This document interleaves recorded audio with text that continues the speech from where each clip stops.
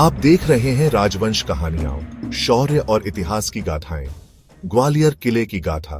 ग्वालियर किले की शुरुआत 4वीं-5वीं शताब्दी के आसपास मानी जाती है। कथा है कि यहाँ के शासक राजा सूरज सेन कुष्ठ रोग से पीड़ित थे। निराशा और कष्ट से भरे वे जीवन से उम्मीद खो चुके थे। तभी उन्हें एक महात्मा मिले, ग्वालिपा। ग्वालिपा ने उन्हें एक जलस्रोत का जल दिया और कहा, हे राजन, विश्वास रखो, यह जल तुम्हारा रोग हर लेगा। राजा ने स्नान किया और जल पिया। चमत्कार हुआ, रोग समाप्त हो गया। कृत्य होकर राजा ने यहां किला बनवाया और उसका नाम रखा ग्वालियर, ग्वालिपा के नाम पर। आज भी किले के भीतर स्थित सूरज कुंड उस चमत्कार की याद दिलाता है। यह किला पहाड़ी की चोटी पर लगभग 3 किलोमीटर लंबा फैला है। इसकी ऊंचाई इतनी है कि चारों ओर से यह अजेय प्रतीत होता है। इसकी मोटी दीवारें, ऊंचे द्वार और विशाल प्राचीर इसे अभेद्य बनाते हैं।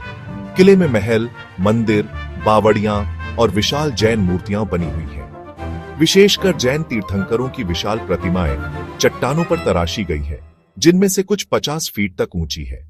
यह स्थापत्य बताता है कि ग्वालियर सिर्फ युद्ध का प्रतीक नहीं था, बल्कि कला, धर्म और संस्कृति का संगम भी था।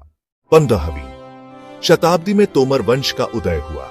इस वंश के सबसे प्रसिद्ध शासक थे राजा मानसिंह तोमर, 1284-516 ई। उन्होंने मान मंदिर महल का निर्माण कराया, जिसे ग्वालियर का ताज महल कहा जाता है। नीली टाइलों से सजा यह महल बाहर से चमकता था और अंदर से राजसी वैभव से भरा था। अपनी रानी मृगनयनी के लिए उन्होंने गुजरी महल बनवाया। कहा जाता है कि रानी साधारण परिवार से थीं, लेकिन अपार सौंदर्य और साहस की धनी थी। मानसिंह तोमर ने ग्वालियर को संगीत और कला की राजधानी बना लिया। उनके दरबार में तानसेन जैसे महान गायक थे, जिनके राग से दीपक स्वयं प्रज्वलित हो उठते और बारिश बरसने लगती। मानसिंह तोमर के बाद मुगलों ने ग्वालियर पर अधिकार किया।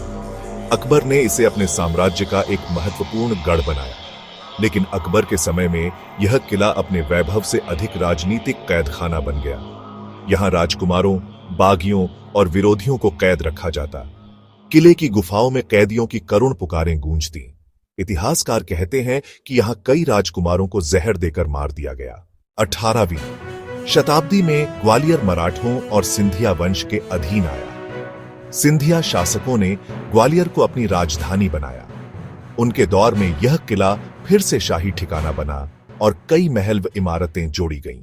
सबसे रोमांचक और वीरतापूर्ण अध्याय 1855 की क्रांति का है। क्रांति की लहर पूरे भारत में फैली थी। जब झांसी की रानी लक्ष्मीबाई ने अंग्रेजों से संघर्ष किया, तो अंततः वे ग्वालियर पहुंची। उन्होंने मराठा सेना और स्थानीय योद्धाओं के साथ मिलकर ग्वालियर किले पर अधिकार कर लिया। 1853 में रानी ने यहीं से अंग्रेजों के विरुद्ध अंतिम युद्ध छेड़ा। कहते हैं, जब अंग्रेजों की तोपें गरज रही थीं, तब रानी लक्ष्मीबाई घोड़े पर सवार होकर तलवार लिए किले से बाहर निकली। उन्होंने पुरुष योद्धाओं की तरह युद्ध किया। अंग्रेज भी उनकी वीरता देखकर दंग रह गए, लेकिन अंततः रानी युद्ध भूमि में शहीद हो गई। ग्वालियर की धरती ने उस दिन अपने आंचल में भारत की सबसे वीरांगना को सदा के लिए सुला लिया। आज ग्वालियर किला केवल इतिहास का स्मारक नहीं है, बल्कि भारत की संगीत, कला और स्वतंत्रता संग्राम का प्रतीक है। मान मंदिर महल अब भी अपने वैभव की झलक दिखाता है। गुजरी महल आज संग्रहालय बन चुका है, जहां प्राचीन मूर्तियां और शिल्प सुरक्षित हैं। विशाल जैन मूर्तियां शांति और अध्यात्म का संदेश देती हैं, और शाम को होने वाला लाइट एंड साउंड शो इस किले की वीर गाथाओं को जीवित कर देता है। ग्वालियर का किला केवल पत्थरों और दीवारों का ढांचा नहीं, यह भारतीय इतिहास की आत्मा है। यहाँ आस्था की कहानी है, ग्वालिपा और सूरज सेन की। यहाँ प्रेम और कला की कहानी है, मानसिंह तोमर और मृगनयनी की। यहाँ संगीत की गूंज है, तानसेन के रागों की। और यहाँ बलिदान की गाथा है, रानी लक्ष्मीबाई की शहादत की। यही कारण है कि ग्वालियर किला भारतीय इतिहास की धरोहर नहीं, बल्कि एक अमर गाथा है।